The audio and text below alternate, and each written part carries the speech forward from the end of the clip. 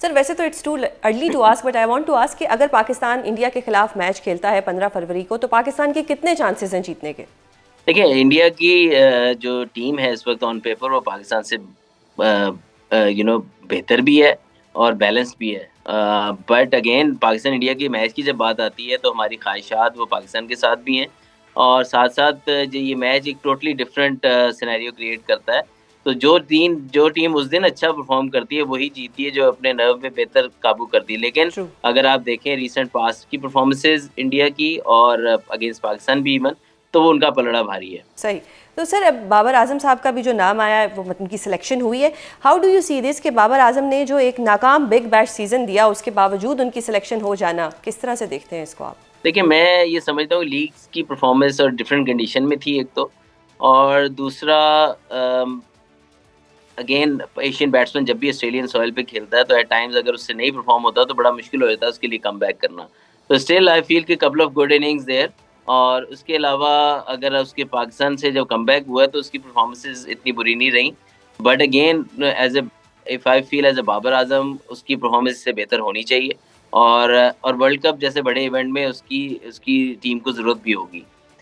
बस मैं ये समझता हूँ ज़रूर हूँ कि एट टाइम्स आप प्लेयर को जब वापस लेके आते हैं या निकालते हैं, उसकी एक वजह होती है, और जब वापस आता है तो उसकी भी कोई वजह होनी चाहिए।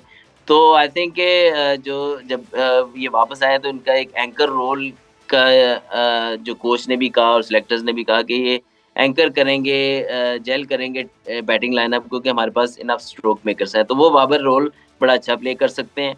और ये वर्ल्ड कप में इनके पास एक शायद वन ऑफ द आइडियल मौका होगा कि ये अपने परफॉर्मेंस से जो है वो अपने नाकदीन का जो है ना वो उनको जवाब दे सकें और पाकिस्तान को इवेंट में आगे लेके जाके और इसको जिता भी सकें।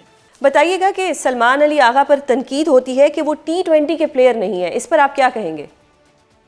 देखें, लेटली अगर आप देखें तो थोड़ी सी कुछ फॉर्म बेहतर हुई है उनकी, लेकिन जब से वो कप्तान बने हैं, जब से T20 टीम में आए हैं, तो ये गिला जो है वो फैंस का भी और कुछ एक्स क्रिकेटर्स का भी जो कहते हैं वो सही साबित होता है कि उन्होंने अपनी अपनी T20 में जगह एट द मोमेंट सीमेंट नहीं की।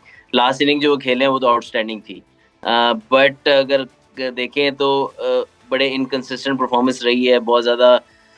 फिर स्ट्राइक रेट को लेके भी उनकी काफ़ी बात रही है। तो आई थिंक कि उनकी उनको परफ़ॉर्म करना पड़ेगा इस वर्ल्ड कप में। पर्सनली आई फ़ील कि वो शायद अगर बाबर आ गए हैं तो इस टीम में वो काइंड ऑफ अब मिसफिट होते हैं, क्योंकि नंबर 3 पर तो उनकी कोई वैल्यू समझ आती है, लेकिन जैसे-जैसे वो नीचे जाता है उनका नंबर, तो आई होप कि वो मुझे प्रूव रॉन्ग करें। बट रीसेंट पास्ट में जितना हमने देखा है उनको खेलते हुए, वो नंबर 3 पे तो कुछ अच्छा बेहतर परफ़ॉर्म करते नज़र आते हैं, लेकिन उसके नीचे वाले नंबर्स पे उनके लिए ज़रा टफ़ हो जाता है। सही। तो और स्पिनर्स का किरदार आप कैसा देख रहे हैं? पाकिस्तानी जो स्पिनर्स हैं उनका श्रीलंका में किरदार, क्योंकि कहा जाता है कि श्रीलंका में जब स्पिनर जाता है तो वो उसके लिए बहुत अच्छा होता है, और श्रीलंका जो है वो एक तरह से स्पिनर्स के लिए एक फ़ायदेमंद जगह करार दी गई है। देखिए, बिल्कुल श्रीलंका में कंडीशन स्पिनर्स के लिए अच्छी होती हैं। पाकिस्तान के पास ज़बरदस्त स्पिनर्स हैं। अबरार बहुत ज़बरदस्त परफ़ॉर्म कर रहे हैं। फिर उस्मान तारिक बहुत अच्छी तरह उन्होंने डेब्यू भी किया, परफ़ॉर्मेंस दी। नवाज़ आउटस्टैंडिंग जो है वो फ़ॉर्म में है। बैटिंग के साथ बॉलिंग के साथ बैटिंग भी बहुत अच्छी कर रहे हैं। तो आई थिंक कि पाकिस्तान के पास स्पिन ऑप्शंस बहुत अच्छे हैं। साम अयूब भी बहुत अच्छी बॉलिंग करते हैं साथ में बैटिंग के। तो आई थिंक कि ऑप्शंस बहुत अच्छे हैं स्पिनर, लेकिन एक चीज़ ज़रूर है कि स्पिनर को फ़ायदा तो होता है, लेकिन एट टाइम सेकंड इनिंग्स जब वहाँ आती है, नाइट गेम में स्पेशली, तो ड्यू फैक्टर भी इसमें शामिल होता है। तो जब ड्यू गिरती है, तो कहीं न कहीं स्पिनर्स को मुश्किलात भी पेश आती हैं। लेकिन ये है कि फर्स्ट इनिंग में स्पेशली जो है वो स्पिनर्स जो है वो काफ़ी अपना रोल प्ले करते हैं। सही। और ये डेथ ओवर्स में पाकिस्तान को बड़ा मसला रहा है, इस पर कैसे काबू पाया जाएगा? अगेन मैं यही बात करूँगा कि डेथ ओवर्स में आपके पास एक बेहतरीन ऑप्शन थी। अम हेलो। जी, जी, जी। जी, जी। डेथ ओवर में आपके पास बेहतरीन ऑप्शन, अगर आपने हारिस रऊफ को नहीं रखना था, तो Wasim junior one of the finest bowlers for the death bowling, उनको भी नहीं आपने रखा, तो आपके पास शाहीन और सलमान मिर्ज़ा ही रहते हैं जो डेथ में बॉल करेंगे। सलमान मिर्ज़ा को भी आप देखा जाए तो मेनली वो पावर प्ले में 3 ओवर करते हैं और फिर 1 ओवर वो या मिडल में करते हैं या एंड पे करते हैं। तो आपको शाहीन ही आपके पास एक ऑप्शन रह जाती है डेथ बॉलिंग की। Then again you are going towards allrounder and other bowlers, तो आई थिंक हम कहीं ना कहीं इस चीज़ को इस टूर्नामेंट में भी मिस कर सकते हैं। पाकिस्तान का T20 वर्ल्ड कप में शिरकत करने या ना करने के हवाले से तमाम ऑप्शंस आज वजीर आजम और चेयरमैन PCB के दरमियान डिस्कस हुए और अब पता लग जाएगा कि फ्राइडे को या मंडे तक एक फैसला भी हो जाएगा। आपका क्या मशवरा होगा कि क्या पाकिस्तान को टूर्नामेंट का मुकम्मल बाइकआउट करना चाहिए या सिर्फ भारत के साथ होने वाले 15 फरवरी के मैच का बाइकआउट करना चाहिए, जबकि बतौर एहतजाज टूर्नामेंट खेलने की ऑप्शन भी मौजूद है? इस पर आप क्या कहेंगे? देखिए, ऑब्वियसली जो मेन डिसीजन मेकर्स हैं उनके पास सारे सिनेरियोज मौजूद होंगे, तमाम ऑप्शंस भी खुले होंगे उनके सामने, और आई बिलीव के जो बेस्ट ऑप्शंस होंगे वही ये चूज़ भी करेंगे। मेरे लिहाज से पूरे टूर्नामेंट का बाइकआउट करना आई थिंक बेहतर नहीं होगा, क्योंकि उसके आपको कहीं ना कहीं आपको चैलेंजेस सामने आ सकते हैं बाद में। बट आई फील अगर बहुत ज़रूरी है और कंडीशन ऐसी है, तो आप जो आपके पास ऑप्शन मौजूद है मैच एक फॉरफिट करने का या बाइकआउट करने का, वो आपके पास मौजूद है। उसके ऊपर आपको ज़्यादा वो भी नहीं होगा बाद में, मतलब आपके ऊपर इतना एक्शन भी नहीं लिया जा सकता।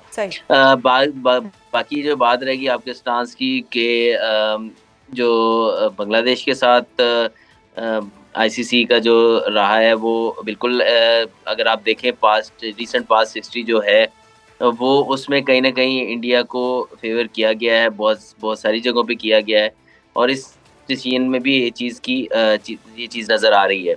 अगर आप पिछला T20 वर्ल्ड कप भी ले लें तो इंडिया के मैचेस जहां हो रहे थे उसका टाइम भी बेस्ट सूटेड दिया गया, जिस तरह उन्होंने कहा उसी तरह ही सेमीफाइनल भी ये कंफर्म था कि इंडिया वहीं खेलेगी। एक वेन्यू उन्होंने सेलेक्ट कर लिया कि इस जगह पे ही होगा, चाहे रिगार्डलेस कि उनकी पोजीशन क्या होती है अगर वो सेमीफाइनल में क्वालिफाई करते हैं।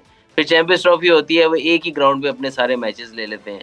तो आई थिंक बहुत सारी ऐसी और भी चीज़ें हैं जिसको वर्ल्ड क्रिकेट के जो स्टेक होल्डर्स हैं उनको देखना पड़ेगा कि क्या ICC एक बोर्ड को इतनी फेवर करता रहेगा और खुलेआम करता रहेगा। तो आपने कहीं ना कहीं तो फुल स्टॉप लगाना है, और जब से अच्छा, आप देखें कि ये चीज़ होती चली जा रही है और तमाम क्रिकेट बोर्ड इस पे ऊपर खामोश रहेंगे, तो कभी ना कभी तो किसी को आवाज़ उठानी है। तो I think Pakistan cricket board को अच्छा, ज़रूर आवाज़ उठानी चाहिए और साथ और भी बोर्ड्स को जी जी, इनके साथ जुड़ना चाहिए। अजहर साहब एक चीज़ बताएं कि पाकिस्तान के अलावा कोई और क्यों नहीं आवाज़ उठा रहा? ठीक है, पाकिस्तान ने एक अच्छा काम किया, यूनिटी दिखाई है, लेकिन किसी और को भी तो आगे आने चाहिए था। आई थिंक कि आना पड़ेगा कभी ना कभी, तो अभी शायद लोगों को ये फील नहीं हो रहा, बट ऑस्ट्रेलियन क्रिकेट बोर्ड को, इंग्लैंड क्रिकेट बोर्ड को ये चीज़, और जो भी बड़े क्रिकेट बोर्ड हैं स्पेशली, वो ऐसे डोमिनेट नहीं हो सकते एक इंडिया के इन्फ्लुएंस के ऊपर। आई थिंक कि उनको ये चीज़ समझनी चाहिए कि अगर तो इंडिया की क्रिकेट ही इतनी इम्पोर्टेंट है सिर्फ, तो वो खुद ही खेल लिया करें, फिर बाकी टीमों को खेलने की कोई ज़रूरत नहीं है।